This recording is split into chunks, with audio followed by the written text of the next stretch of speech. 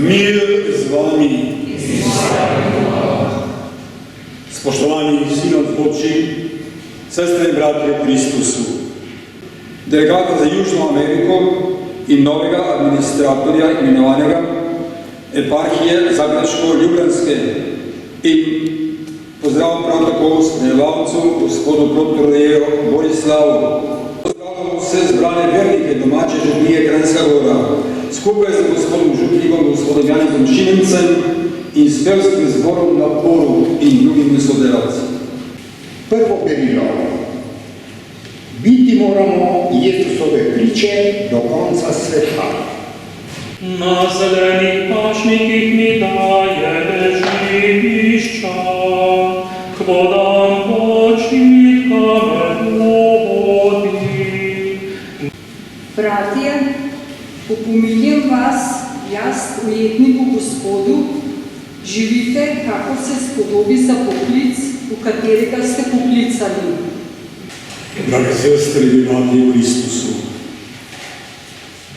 ohajamo slovesno bogoslužje, pri katerem se hvaležno spominjamo in globokem spoštovanju molimo za blaženi pokoj vojnih ujetnikov, ki jih je 8. marca 1916 zasul snežni plaz pri gradnji ceste na Vršiču.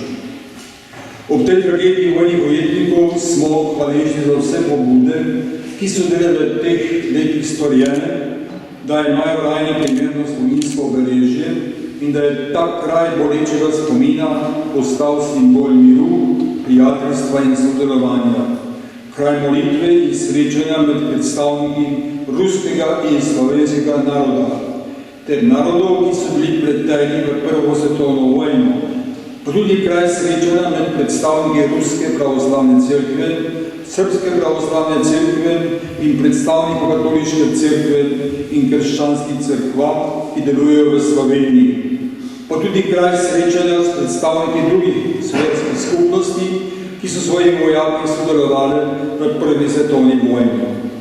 Ker trenutne vojne razmere močno ovirajo to dogajanje, smo mi, ki smo tukaj zbrani in z nami vsi ljudje, ki srcu dobro mislijo, še bolj nagovorjeni in poklicani, da smo nosilci nepremagljivega upanja in sporočila Jezusa Kristusa, križanega od mrtvih starega Gospoda, da še zvesteje živimo in uresničujemo Jezusov evangelij, zlasti njegovo novo zapoved o medsebojni edinosti in ljubezni, ki je in mora biti razpoznavno znamenje Jezusovih učencev.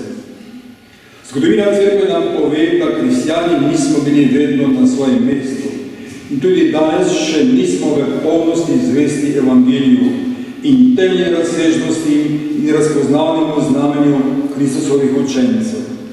Zato smo še bolj veseli in hvaležni, da je na naši skupni poti bilo vedno prisotno tudi močno vetje Svetega Duha, ki je nagibalo bratska srca k vedno novi pripravljenosti in zvestobi luči, ki je prišla na svet, da razsvetuje vsakega človeka.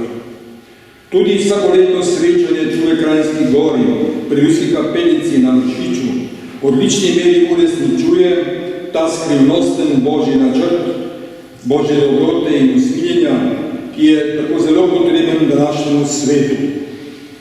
Kristjani moramo več narediti in z drugimi močmi premagovati probleme, s katerimi se soočajo naši trpeči bratje in sestre doma in po svetu. Zato je bila zelo pomembna pobuda, ki je leta 1986 dal sveti papež Janez Pavel II v Asiziju, mesto svetega Frančiška, ko je začel zbirati predstavnike krščanskih cerkva in nekrščanskih verstev k skupni molitvi za mir in edinost, kar je močno odmevalo in še vedno odmeva v svetu, ki je zelo potreben luči in duha svetega Frančiška. Za spravo, edinost in mir, za medsebojno sodelovanje in pomoč so se dogovarjali in molili tudi na srečanju predstavnikov Katoliške cerkve in Svetovne luteranske zveze, ki je bilo 30. oktobra 2016 v Lundu na Švedskem, ko sta papež Frančišek in takratni predsednik Luteranske zveze podpisala skupno katoliško-luteransko izjavo o 500-letnici reformacije, v kateri se med drugim na novo obvezujeta, da moramo kristjani v moči naše skupne vere, Jezusa Kristusa, in v moči našega krsta bolj poskrbeti za vsakodnevno spreobrnenje, da bomo preraščali zgodovinska nesoglasja in zvesteje hodili po poteh, ki vodijo od konflikta k skupnosti in k sodelovanju, k miru in edinosti, da bo svet veroval. Na poti miru in medsebojnega sodelovanja, na pot miru so nas povabila tudi papež Frančišek in patriarh Aleksij, predstojnik Ruske pravoslavne cerkve, ko sta 12. februarja 2016 v Havani na Kubi podpisala skupno izjavo in povabila evropske narode, še posebej kristjane vzhoda in zahoda, da ohranimo evropsko dušo, ki jo že 2000 let bogati in navdihuje krščansko, pa tudi judovsko in grško-rimsko duhovno izročilo. Upamo, te ta namen molimo in delamo, da bo tudi tokrat 2000-letno duhovno izročilo močnejše od kratkoročnih, čeprav naprej pomet močnih in vplivnih družbenih tokov. Na pot sodelovanja in v službo trajnega miru so nas povabili pri predstavniki krščanskih cerkva in nekrščanskih verstev iz 15 balkanskih držav, ki so se 17. in 18.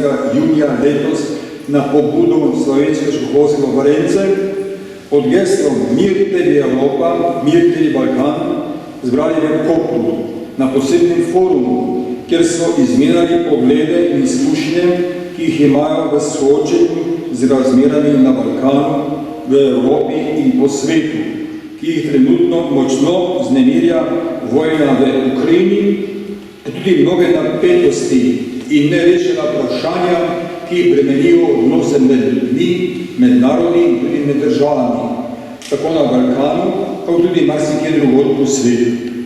Dobro vemo, da je prva naloga krščanskih cerkva in verskih skupnosti oznanjevanje evangelija in skrb za zida in gradi Božje kraljestvo.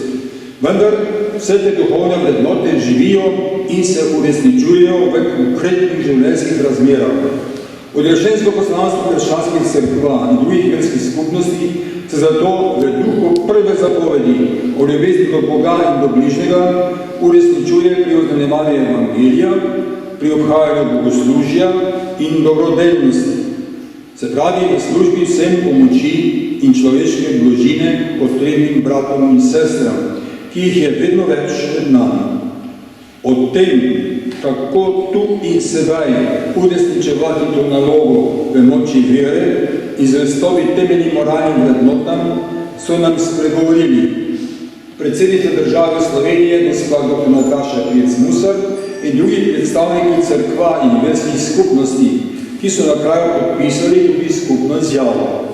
Osrednja osebnost foruma v Kopru je bil kardinal Pietro Parolin, vatikanski državni tajnik, ki ga je papež Frančišek poslal na ta forum, ker katoliška cerkev s svojimi ustanovami dejavno sodeluje in pomaga reševati ta vprašanja, ki močno vplivajo ne le na duhovni utrip cerkva in verskih skupnosti, ampak tudi na reševanje vojnih razmer in njihovih posledic v Ukrajini in drugod po svetu. Balkansko območje je še posebej občutljive, je rekel kardinal Parolin, saj se tu že stoletja srečujejo latinska, bizantinska in islamska kultura. To je lahko veliko bogatstvo, pa tudi žarišče mnogih problemov in napetosti. Odlično pripravljen forum v Kopru je zelo obogatilo srečanje, ki so ga pripravili mladi iz raznih držav, slavnostni koncert in slovesna se današa v koprski stolnici. Zelo pomembno odmevno dogajanje v Kopru se bo pričel v torek, 1. augusta, ko se bo v Lizboni na Portugalskem zbralo gotovo preko 1,5 milijona mladih kristjanov na svetovnem dnevu mladih, kjer bodo skupaj s papežem Frančiškom razmišljali in predvsem molili za mir v Ukrajini in v svetu. Papež Frančišek poromal tudi v bližnjem Marijinem božjepotno svetišče v Fatimu, ki je tudi zelo povezano z dogodki v Ukrajini in s vprašanji miru in vojne na današnjem svetu. Spoštovani vsi navzoči, našteli smo nekaj pomembnih dogodkov, katerih že stoletja na neki način odmeva in jih navdihuje sporočilo ruske kapelice na Vršiču.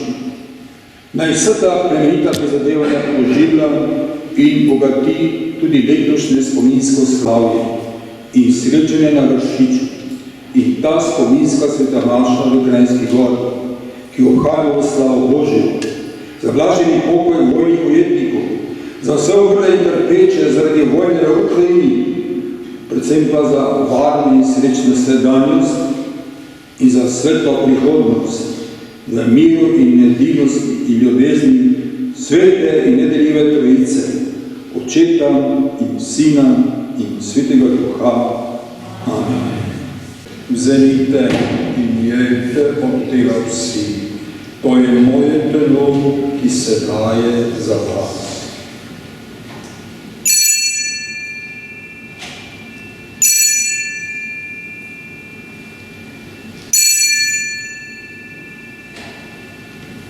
Prav tako je po večeri vzel kelih, se spet zahvalil, ga dal svojim učenicam in rekel: vzemite in pijte iz njega vsi. To je kelih moje krvi, nove in večne zaveze, ki se za vas in za vse preliva odpuščanje greha. To delajte v moj spomin.